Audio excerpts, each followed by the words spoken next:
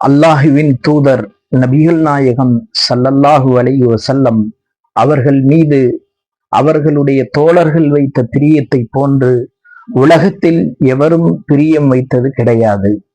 ஒரு நாள் நபிகள் நாயகம் ஸல்லல்லாஹு அலைஹி வஸல்லம் அவர்கள் மக்காவில் இருக்கும் போது ஹஜ்ரத் அபூபக்கர் சித்திக் ரலியல்லாஹு அன்ஹு அவர்களிடம் சொல்வார்கள், அபூபக்கரே, இன்ஷா அல்லாஹ் அல்லாஹுவின் புறத்திலிருந்து ஹிஜ்ரத் செய்வதற்காக வேண்டி கட்டளை வரும். அப்போது இங்கிருந்து புறப்பட்டு மதீனாவிற்கு செல்ல வேண்டி இருக்கும். எனவே நீங்கள் தயாராக இருங்கள் என்று கூறியிருந்தார்கள். ஹிஜ்ரத் செய்யுமாறு நபி அவர்களுக்கு கிடைக்கிறது. நடு இரவிற்கு பிறகு நபிகள் நாயகம் ஸல்லல்லாஹு அலைஹி வஸல்லம் அவர்கள் தயாராகி ஹஜ்ரத் அபூபக்கர் சித்திக் ரலியல்லாஹு அன்ஹு அவர்களின் வீட்டுக்கு செல்கிறார்கள்.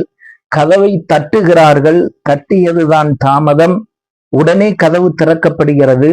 ஹஜ்ரத் அபூபக்கர் சித்திக் ரலியல்லாஹு அன்ஹு அவர்கள் பிரயாணத்திற்கு தயாரான நிலையில் வீட்டிலிருந்து புறப்படுகிறார்கள்.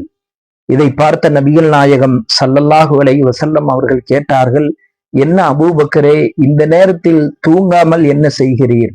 இதை கேட்ட ஹஜரத் சையதுனா அபூபக்கர் சித்திக் ரலியல்லாஹு அன்ஹு அவர்கள் சொன்னார்கள், அல்லாஹுவின் தூதரே, என்றைக்கு நீங்கள் ஹிஜ்ரத் செய்ய தயாராக இரு என்று சொன்னீர்களோ அன்றிலிருந்து நான் இரவு தூக்கத்தையே விட்டுவிட்டேன். காரணம், ஒருவேளை நீங்கள் இரவில் வந்து கதவை தட்டி நான் எழுந்து தயாராகி வர தாமதமாகி அந்த தாமதத்தால் நீங்கள் எனக்காக வேண்டி காத்திருக்க வேண்டி வருமே, அந்த காத்திருப்பு ஏற்படக்கூடாது. நீங்கள் எப்போது அழைத்தாலும் நான் உடனே வர வேண்டும் என்பதற்காக இரவு தூக்கத்தையே விட்டுவிட்டேன் என்று கூறினார்கள் ஹஜ்ரத் சையதுனா அபூபக்கர் சித்திக் ரலியல்லாஹு அன்ஹு அவர்கள். அன்பானவர்களே, சஹாபாக்கள் நபி அவர்களின் மீது வைத்த பிரியத்திற்கு ஒரு சிறிய உதாரணம் தான் இது.